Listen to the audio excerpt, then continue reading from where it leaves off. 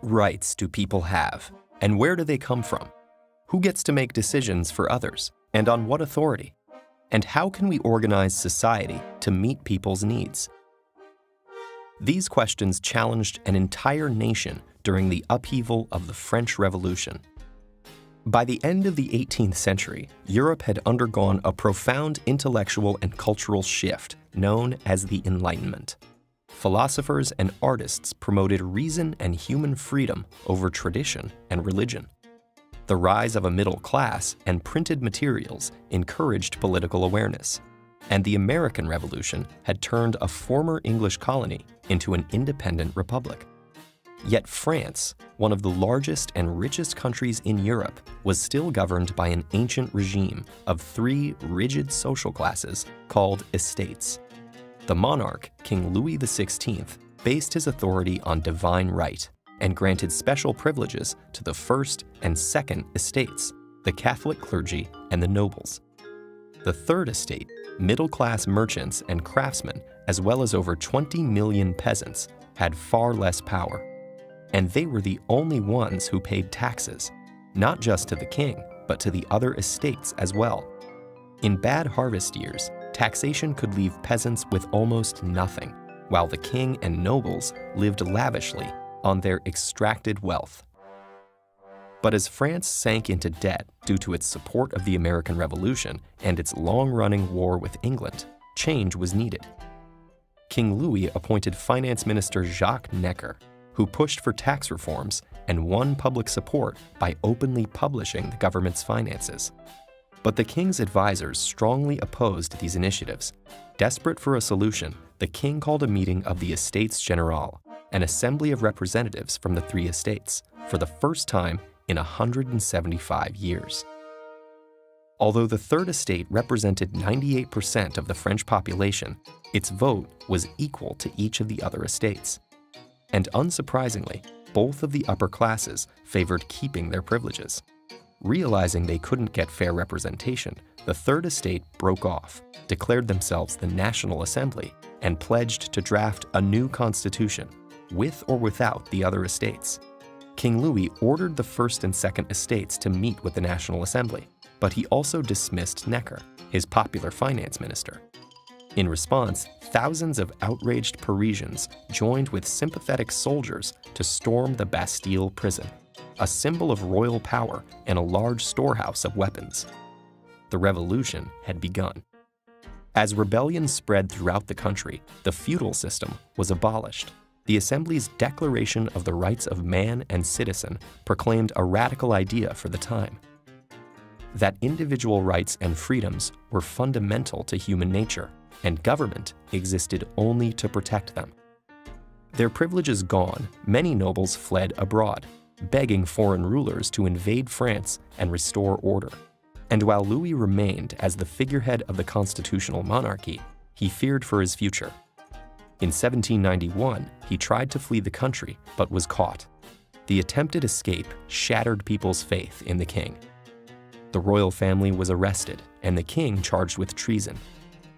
After a trial, the once revered king was publicly beheaded, signaling the end of 1,000 years of monarchy and finalizing the September 21st declaration of the First French Republic, governed by the motto Liberté, Égalité, Fraternité.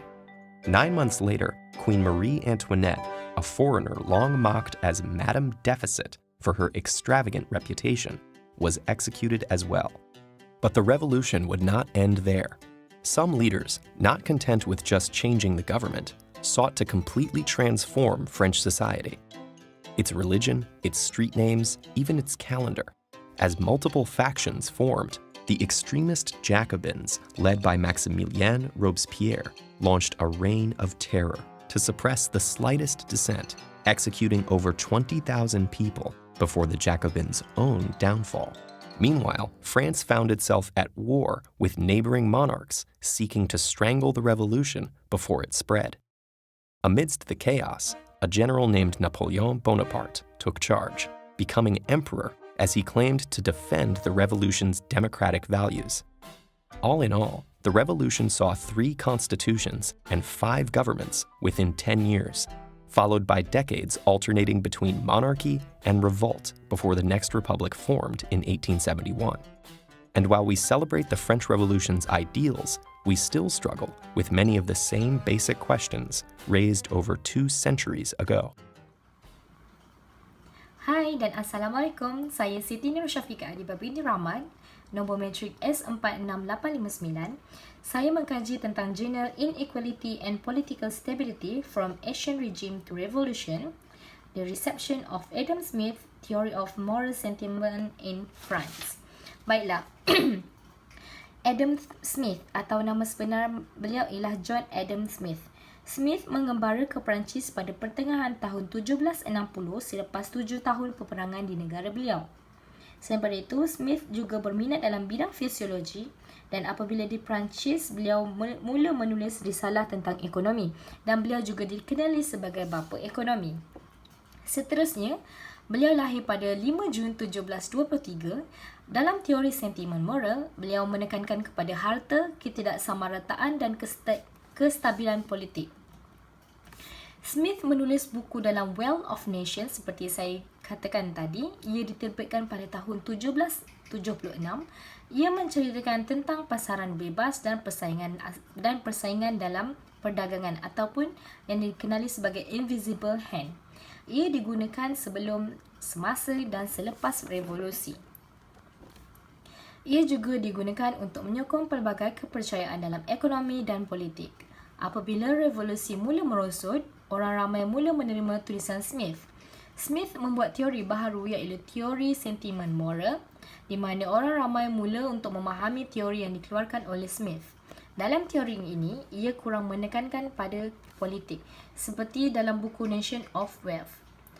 Teori sentimen moral diterbit pada tahun 1759 dan ia diterjemah kepada terjemahan Perancis pada 1764 dan diterbitkan semula pada tahun 1770, di mana teori ini sebenarnya gagal menarik banyak perhatian dalam kalangan moralis itu sendiri.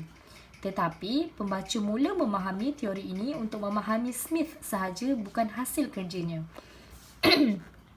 Seterusnya, Moralet menafsir buku Wealth of Nations dan menolak teori sentimen moral yang dibawa oleh pelopor iaitu Adam Smith. Roda mengkritik teori masyarakat dan ia menganggap bahawa teori tersebut tidak menjana kuasa moral yang mencukupi dan ia tidak mampu untuk menstabilkan politik sesebuah negara. Smith juga menolak bahawa perpaduan sosial sangat kecil dan berpendapat bahawa eksekutif yang paling kuat mungkin kuasa yang diperlukan, di mana kuasa mampu untuk mengikat individu dalam usaha dalam kepentingan umum. Manakala, Riode juga membandingkan Smith dan Helvetius dalam teori tersebut. Pada tahun 1879, Riode menyatakan bahawa Prevost, profesor falsafah, menterjemah penulisan Smith yang menceritakan tentang kehidupan dan kerja Smith mengenai sejarah astronomi. Beliau berkata bahawa penambahbaikan buku Wealth of Nations dari Inggeris lebih baik daripada Perancis. Ia juga melibatkan dalam surat Sophie Soderic di mana mengenai simpati, beliau telah membetulkan kesalahan dalam sistem Smith. Itu sahaja daripada jurnal yang telah saya kaji tentang teori sentimen moral oleh Adam Smith. Sekian, terima kasih.